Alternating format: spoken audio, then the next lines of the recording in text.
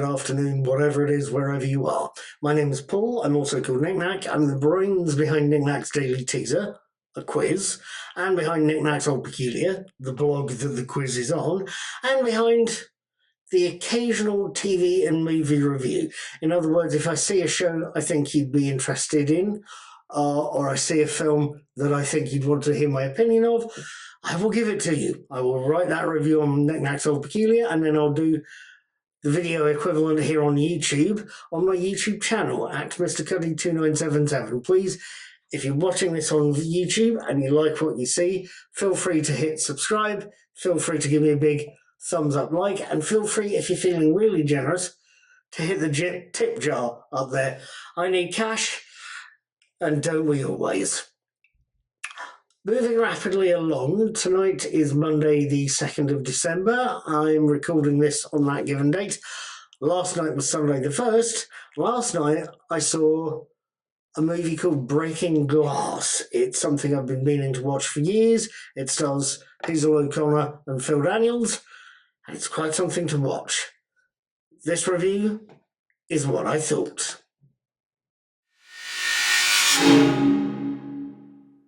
Breaking Glass opens by showing us Kate Crowley, Hazel O'Connor, singing Writing on the Wall whilst putting up stickers and posters for her next gig in the windows of a London tube train. And when she is stickering a grotty pub wall, she meets wannabe promoter Danny, Phil Daniels, and is persuaded to sneak him into her next gig. Danny's immediate response at that gig is to guarantee Kate will make a fortune if she replaces her band with a better one and hires him as her manager. The auditions for the new band go well, seeing Tony and Dave, Mark Winger and Gary Tibbs taking on as lead and bass guitarist, the heroin-addicted saxophonist Ken, Jonathan Price, and the thuggish Mick joining as the drummer. The band's career isn't impressive at first, considering of several seriously underpaid gigs at a local pub run by a landlord, Ken Gamble, who is distinctly underwhelmed both by the band, Kate singing, and the fights that start whenever the band start playing. It's only after a disastrous gig that's hit by a power cut that a pair of promoters, Fordyce and Chris Campbell, Mark Wing Davey and Charles Wagner, are impressed enough to offer the band a recording contract. There's only a few problems.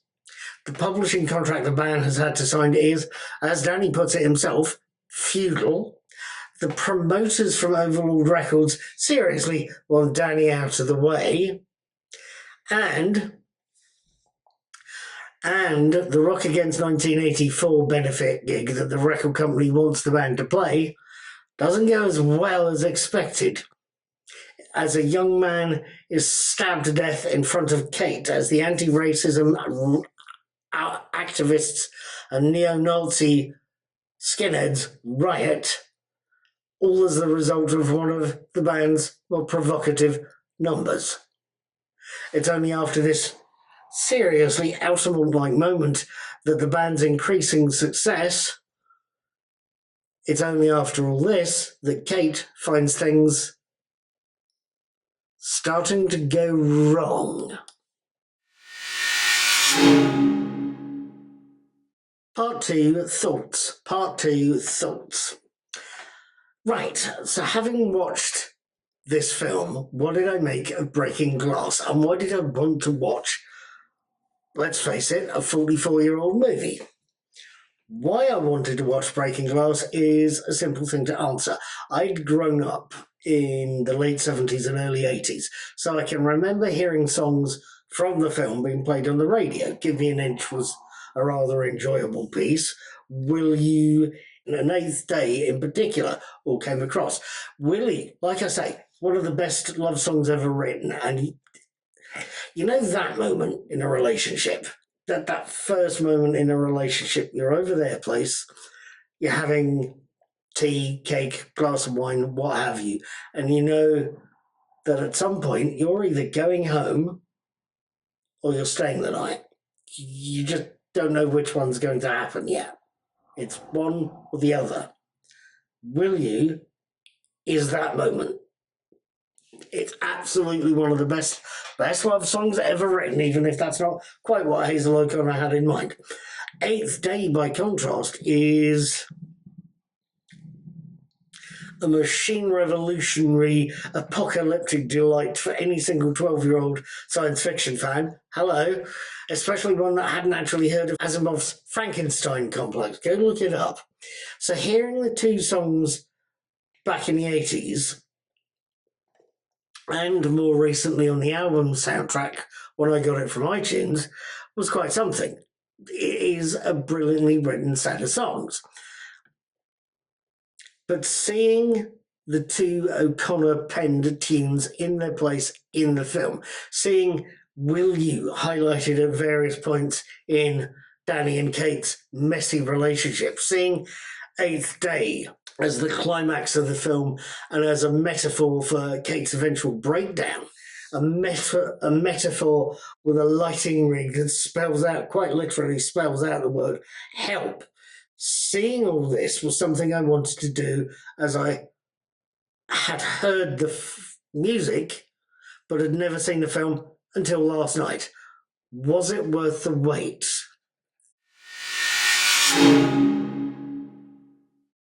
Right, before I tell you whether it was worth waiting for, I should possibly point out a few things I noticed.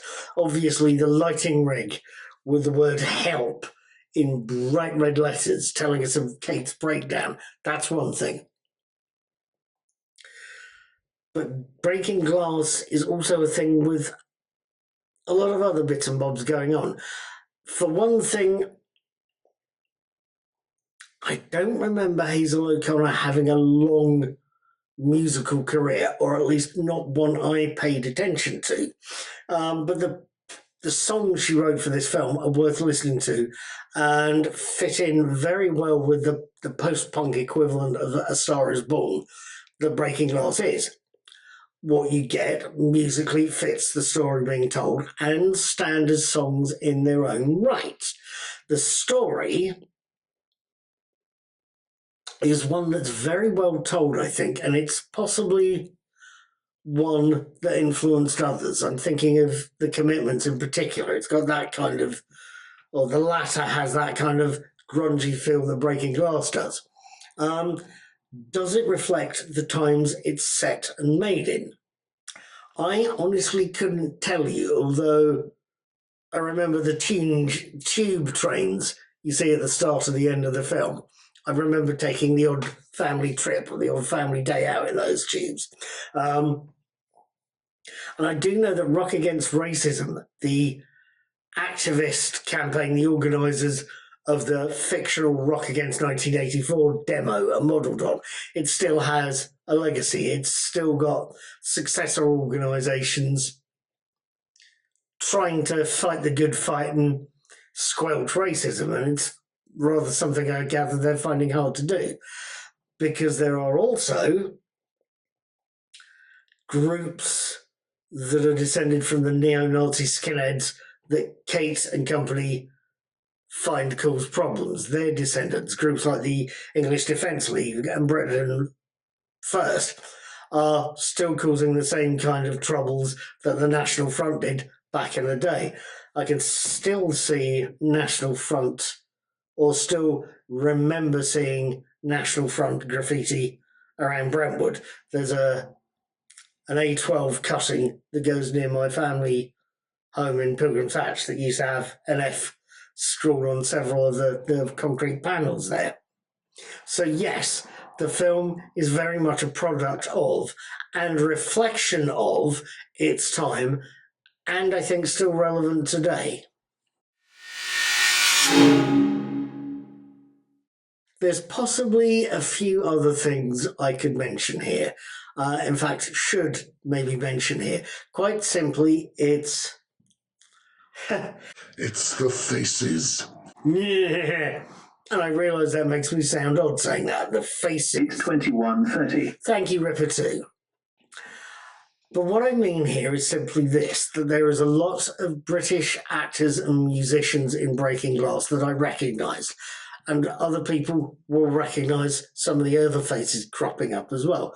There's a minor character at the start of the film called Tony O'Brien, the first person to audition for Kate's band, who's in the film for about 5 minutes, and he's not, or the actor playing the character is not credited as far as I could see. I don't know who the hell it is, but he's one of those faces that looks very, very familiar. And will probably turn up when I watch EastEnders tomorrow. Really well. It's one of those faces. There's a lot more faces that I do or did recognise. As an example, the promoter, the record promoter, Danny, accuses of handing out a feudal contract. He will be recognised by every single Casualty fan on the planet as the actor Derek Thompson, the actor who played series regular Charlie Fairhead in Casualty for about 3 or 4 decades. The pub landlord that crops up and tries stealing the band's one good guitar was the late Ken Campbell, who was an actor, director, experimental theatre impresario, and he was the man who launched or gave a start to people like Bob Hoskins, Jim Broadbent, Sylvester McCoy, David Rappaport, Bill Nye, God knows who else.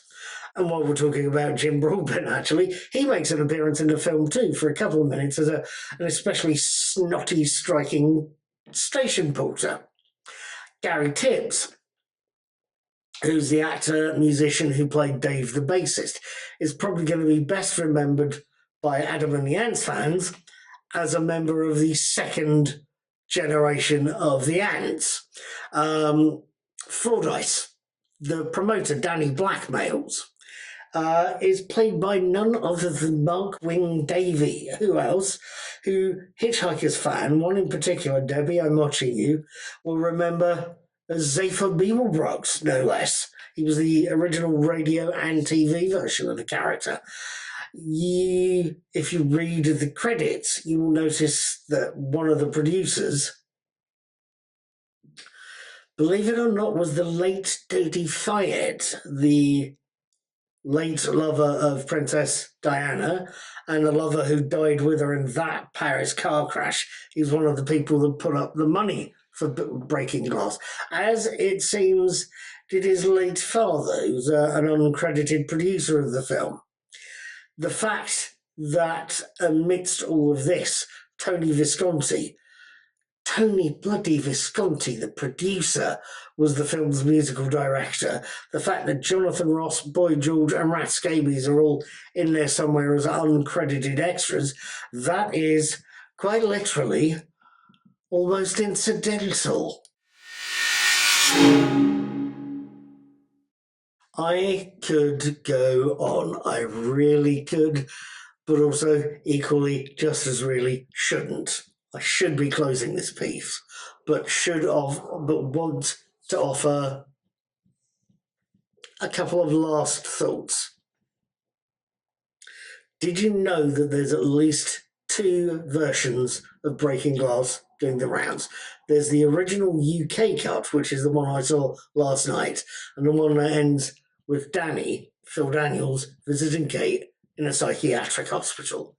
And there is a US version that, as far as I can tell, ends with the big concert at the end, with Kate performing Eighth Day. Now that, to me, meant a couple of things. To me, I didn't want to see the US cut of the film. It struck me that the US version is, for a start, is incomplete. It's not the whole story. And it struck me that the US cut, ending where it does, it tells us that Kate has sold out, which is an important point of the film. She's sold out. She's become part of the industry machine she initially wanted no part of. It's a machine that treated her no better than it treated other people. It's a machine that is literally ignoring her cries for help, whereas the UK version tells us Kate gets the hell out of Dodge. It tells us she gets out of the industry. She gets out damaged. She gets out hurt. She gets out in extreme pain. But she gets out and gets to a place where she can start healing. It is, however restrained, a hopeful ending. Secondly, I had to hunt for Breaking Glass. Please notice I said hunt. Or at least I had to hunt for the UK cut of Breaking Glass. I couldn't find a version of the film on my usual streaming service. I'd usually buy it from iTunes, except I couldn't find it there. I couldn't see it on any of the other popular streaming services. I would have paid good money for that. And I couldn't find, or at least I could only find the US cut on various torrent tracking sites. I finally managed to track down a DVD version specifically of the British version on Amazon, and I'll try and include that in the information if you're interested. But it was only literally the one version. Others either didn't say which version they were, or they were the US version. So I only had one choice, and that was to spend $18.99 on this particular DVD version. And it's a DVD version that looks, after my usual treatment with Make MKV and Handbrake to turn it into an MP4 I could watch on my Apple TV, it was a pretty good version. It did not look too bad at all in terms of the quality of the picture and the quality of the sound. It was fairly good. But my point of all this burbling is quite simply this, that the UK cut is was my preferred choice of viewing. I could only find one way of watching it, and I had to hunt for that one item. You will too, if this is a film you want to see.